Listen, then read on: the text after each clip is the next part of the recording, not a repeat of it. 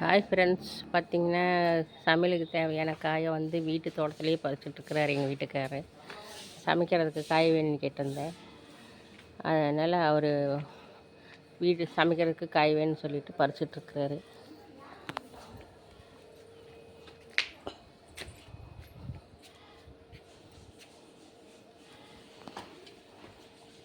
பாருங்கள், கடையிலலாம் நம்ம வாங்கி சமைக்கலாம், ஆனால் வந்து அதெல்லாம் மருந்தடிச்சிருக்கு. நம்ம வீட்டு தோட்டத்திலே வந்து நம்ம மருந்தெல்லாம் அடிக்க போகிறதில்ல. கொண்டு காட்டுங்க, பாருங்கள் எவ்வளோ கத்திரிக்காய், குண்டு குண்டு கத்திரிக்காய், குண்டு குண்டு கத்திரிக்காயாக இருக்குது. நம்ம சமையலுக்கு இன்றைக்கி நம்ம தோட்டத்தில் பறித்த குண்டு குண்டு கத்திரிக்காய் தான் நம்ம சமைக்க போகிறோம்.